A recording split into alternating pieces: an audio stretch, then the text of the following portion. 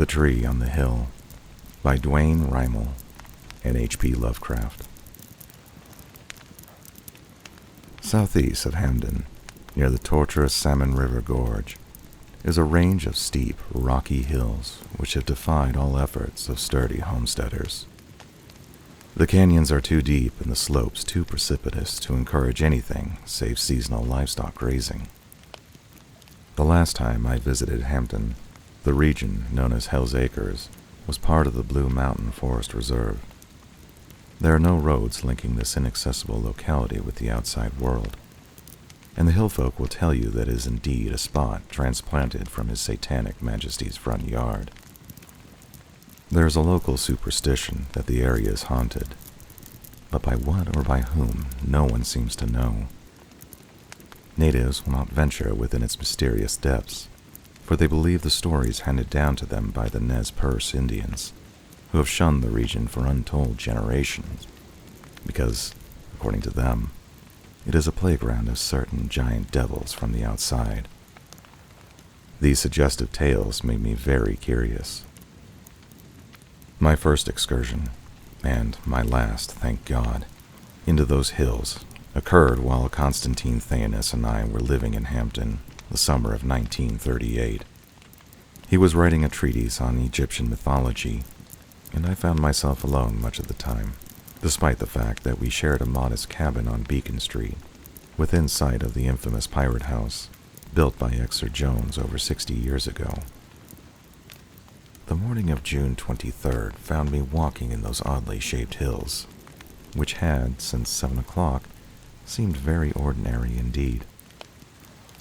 I must have been about 7 miles south of Hampton before I noticed anything unusual. I was climbing a grassy ridge overlooking a particularly deep canyon when I came upon an area totally devoid of the usual bunchgrass and greaseweed. It extended southward, over numerous hills and valleys. At first, I thought the spot had been burned over the previous fall, but upon examining the turf, I found no signs of a blaze. The nearby slopes and ravines looked terribly scarred and seared, as if some gigantic torch had blasted them, wiping away all vegetation. And yet, there was no evidence of fire. I moved on over rich, black soil in which no grass flourished. As I headed for the approximate center of this desolate area, I began to notice a strange silence. There were no larks, no rabbits, and even the insects seemed to have deserted the place. I gained the summit of a lofty knoll and tried to guess at the size of that bleak, inexplicable region. Then I saw a lone tree. It stood on a hill somewhat higher than its companions, and attracted the eye because it was so utterly unexpected. I had seen no trees for miles. Thorn and hackberry bushes clustered the shallow ravines, but there had been no mature trees. Strange to find one standing on the crest of the hill. I crossed 2 steep canyons before I came to it, and a surprise awaited me. It was not a pine tree, nor a fir tree, nor a hackberry tree. I had never, in all my life, seen one to compare with it, and I never have to this day, for which I am eternally thankful. More than anything, it resembled an oak. It had a huge, twisted trunk, fully a yard in diameter, and the large limbs began spreading outward, scarcely 7 feet from the ground. The leaves were round, and curiously alike in size and design. It might have been a tree painted on a canvas, but I will swear that it was real. I shall always know that it was real, despite what Thayanus said later. I recall that I glanced at the sun and judged the time to be about 10 o'clock a.m., although I did not look at my watch. The day was becoming warm, and I sat for a while in the welcome shade of the huge tree. Then I regarded the rank grass that flourished beneath it, another singular phenomenon when I remembered the bleak terrain through which I had passed. A wild maze of hills, ravines, and bluffs hemmed me in on all sides, although the rise on which I sat was rather higher than any other within miles. I looked far to the east. I jumped to my feet, startled and amazed. Shimmering through a blue haze of distance were the Bitterroot Mountains. There's no other range of snow-capped peaks within 300 miles of Hampton, and I knew, at this altitude, that I shouldn't be seeing them at all. For several minutes I gazed at the marvel. Then I became drowsy. I lay in the rank grass beneath the tree. I unstrapped my camera, took off my hat, and relaxed, staring skyward through the green leaves. I closed my eyes. Then, a curious phenomenon began to assail me, a vague, cloudy sort of vision, glimpsing or daydreaming seemingly without relevance to anything familiar. I thought I saw a great temple by a sea of ooze, where 3 suns gleamed in a pale red sky. The vast tomb, or temple, was an anomalous color, a nameless blue-violet shade. Large beasts flew in the cloudy sky, and I seemed to hear the pounding of their scaly wings. I went near the stone temple, and a huge doorway loomed in front of me. Within that portal were swirling shadows that seemed to dart and leer and try to snatch me inside that awful darkness. I thought I saw 3 flaming eyes in the shifting void of a doorway, and I screamed with mortal fear. In that noisome depth, I knew, lurked utter destruction, a living hell even worse than death. I screamed again. The vision faded.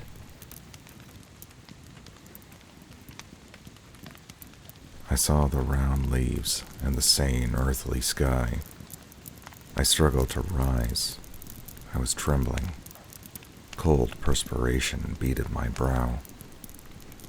I had a mad impulse to flee, run insanely from that sinister tree on the hill. But I checked the absurd intuition and sat down, trying to collect my senses.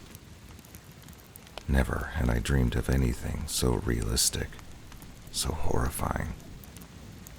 What had caused the vision? I had been reading several of Theanus's tomes on ancient Egypt. I mopped my forehead and decided that it was time for lunch, but I didn't feel like eating. Then I had an inspiration. I would take a few snapshots of the tree for Theanus. They might shock him out of his habitual air of unconcern.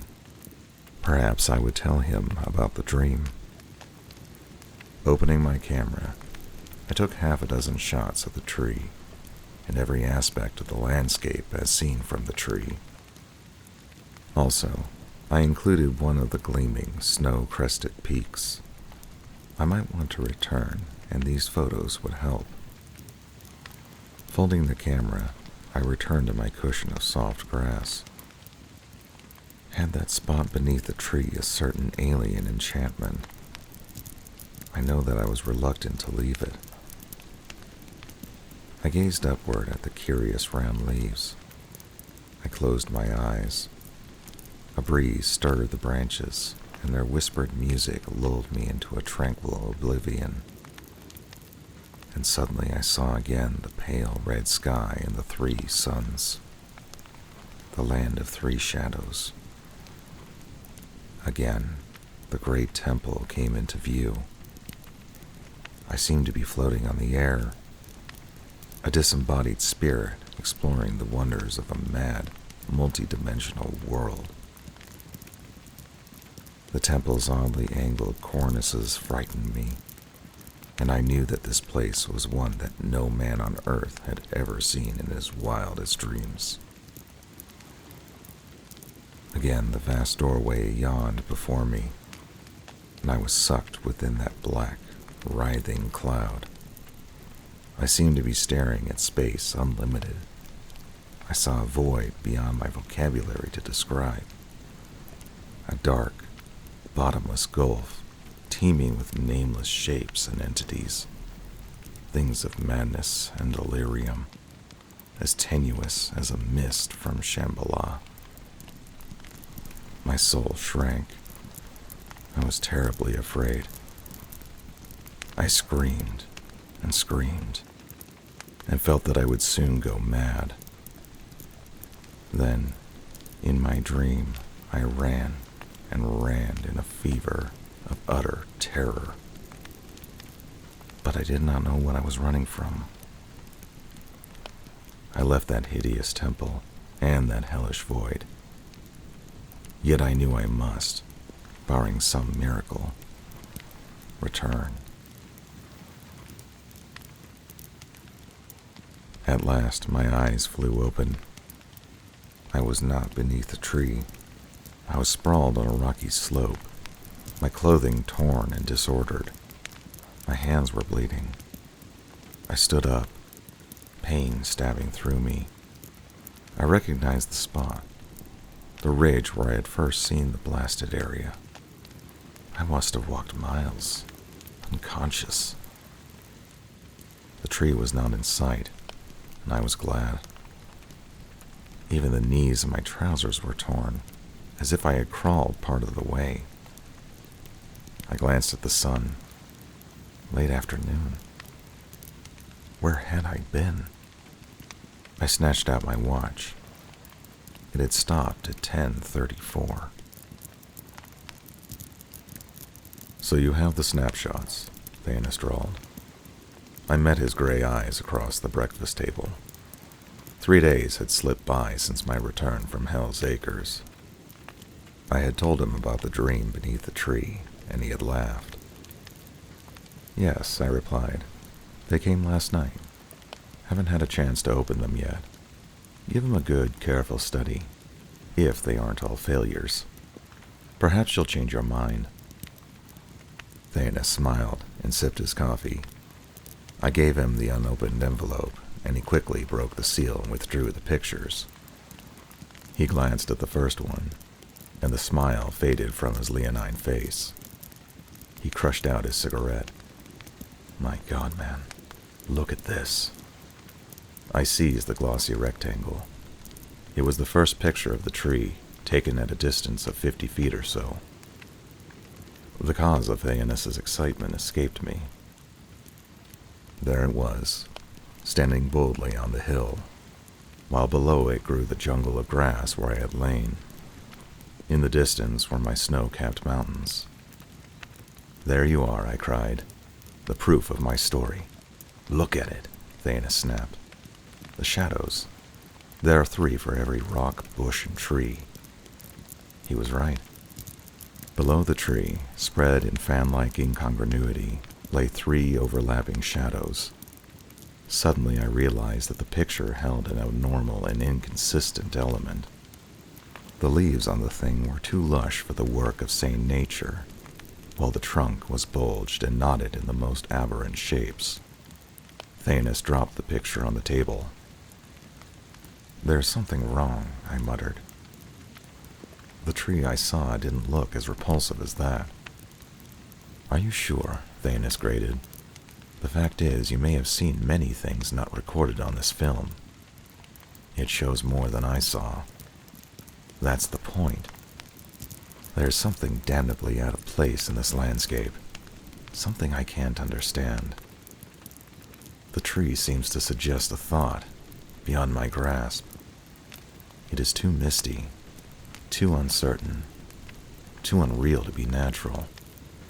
He rapped nervous fingers on the table. He snatched the remaining films and shuffled through them rapidly.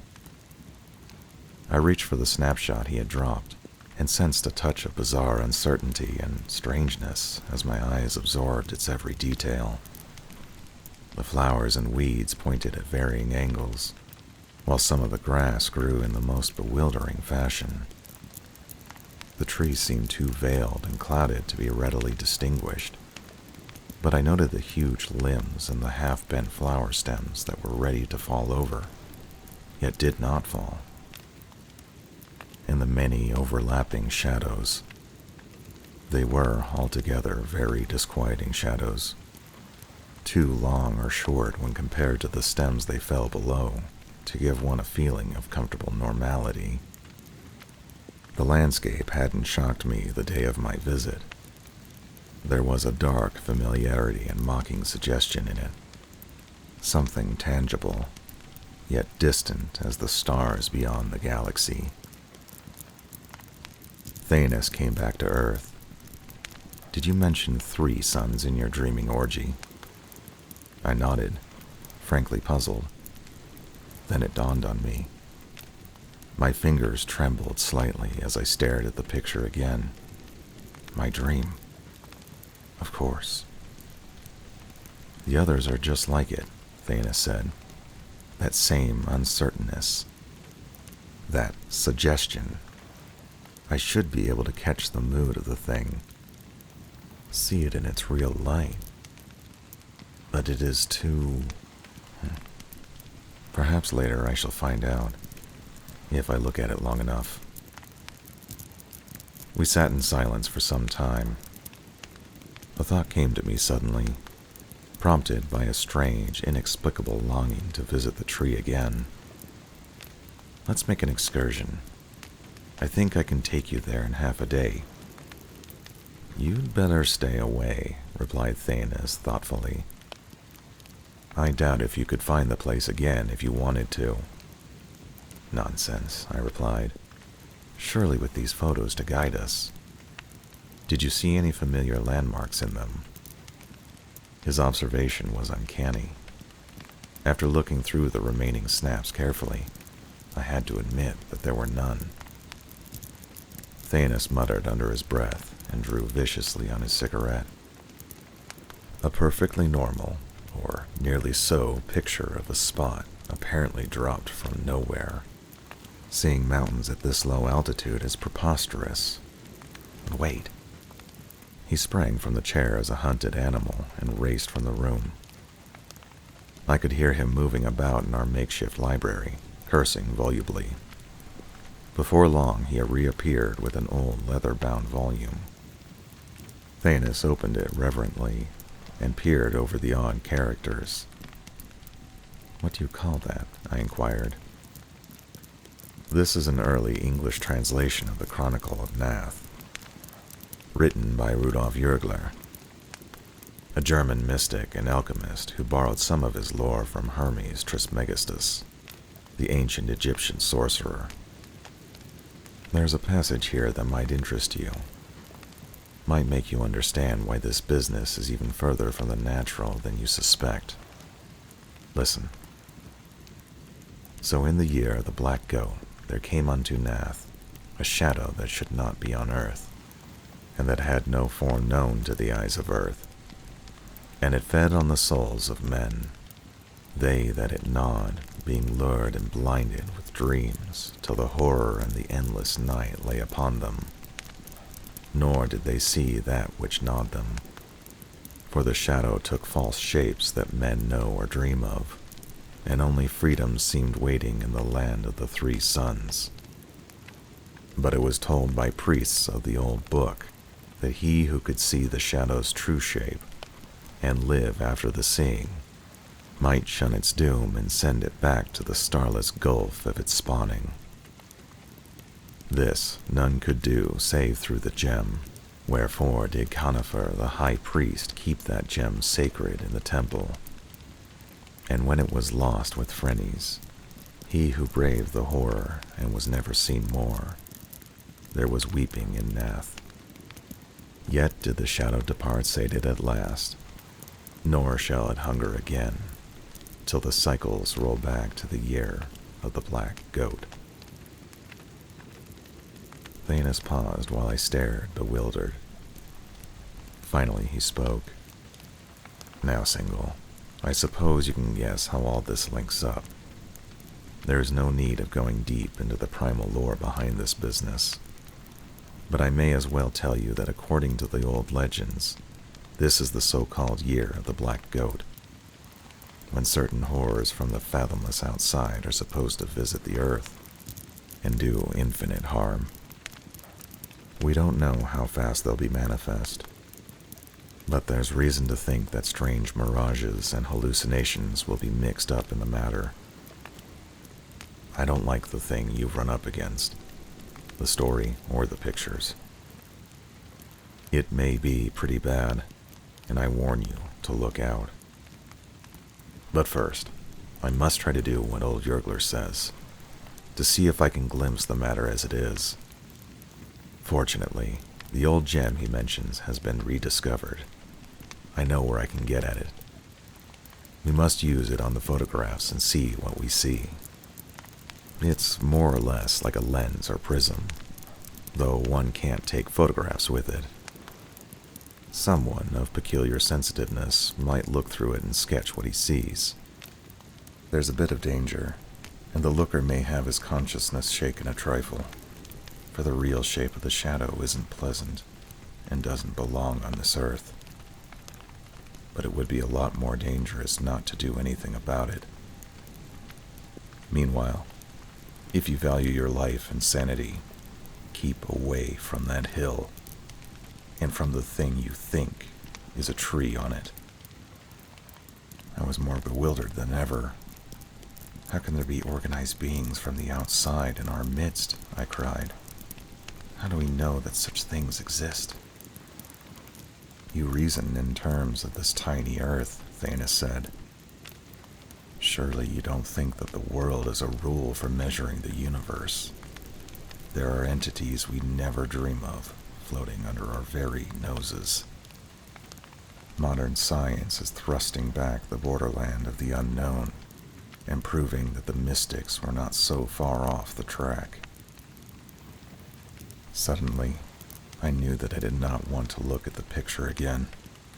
I wanted to destroy it. I wanted to run from it.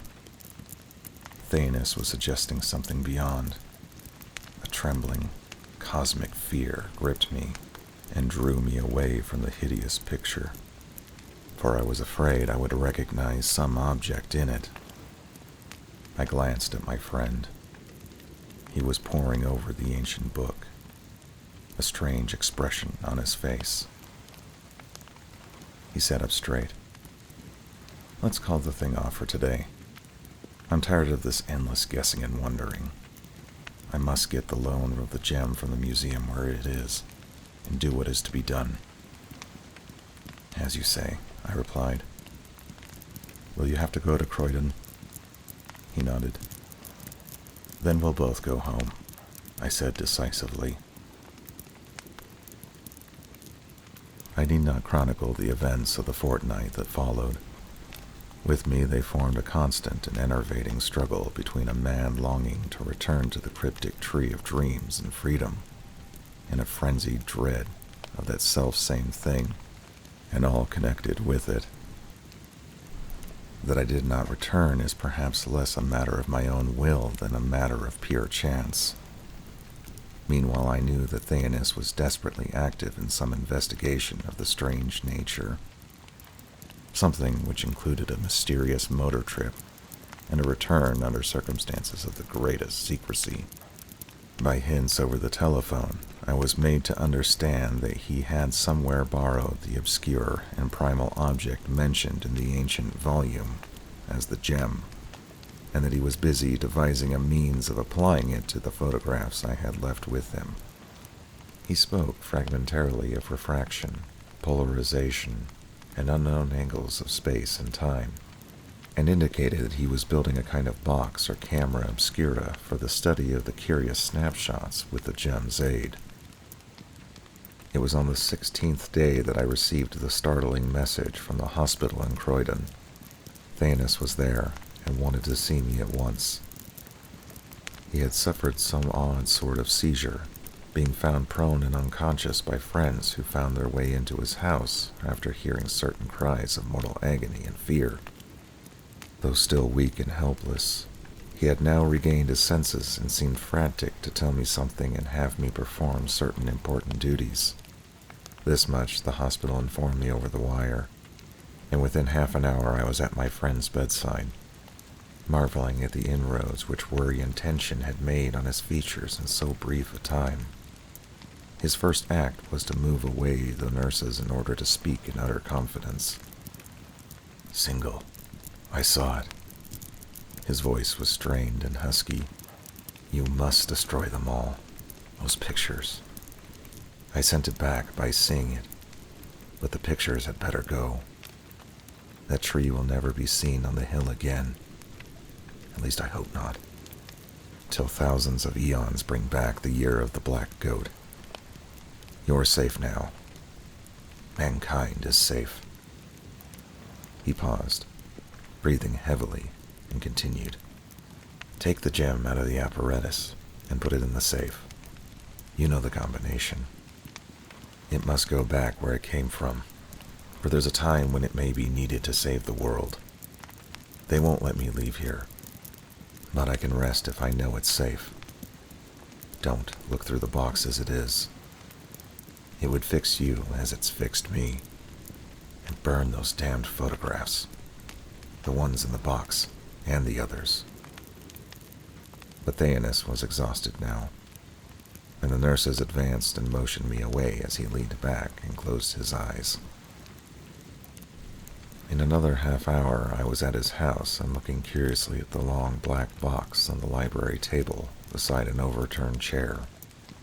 Scattered papers blew about in a breeze from the open window, and close to the box, I recognized with a queer sensation the envelope of pictures I had taken.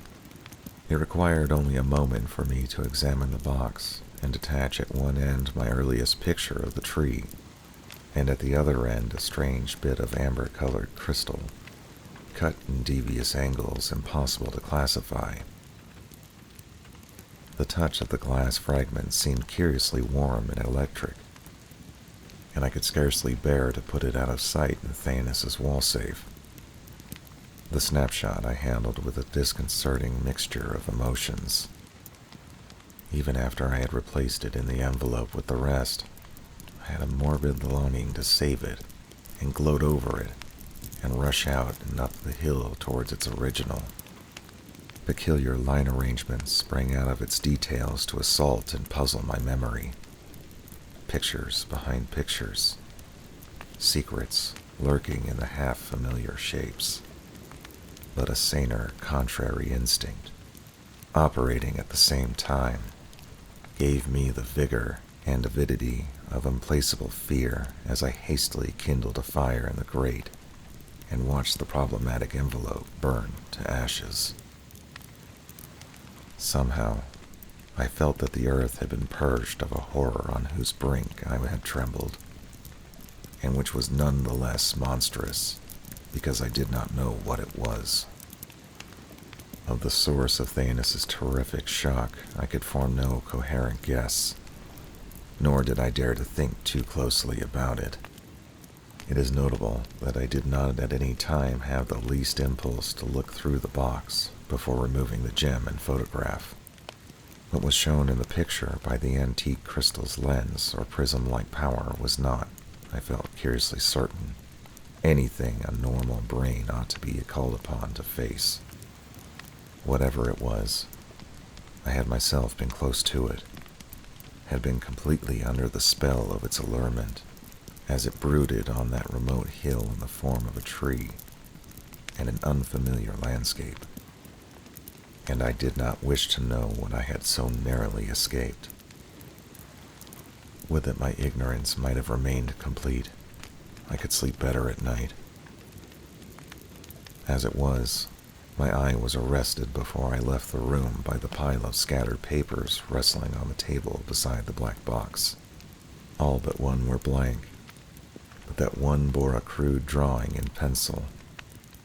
Suddenly, recalling what Theanis had once said about sketching the horror revealed by the gem, I strove to turn away, but sheer curiosity defeated my sane design. Looking again almost furtively, I observed the nervous haste of the strokes, and the unfinished edge left by the sketcher's terrified seizure. Then, in a burst of perverse boldness, I looked squarely at the dark and forbidden design and fell into a faint. I shall never describe fully what I saw. After a time, I regained my senses, thrust the sheet into the dying fire, and staggered out through the quiet streets to my home.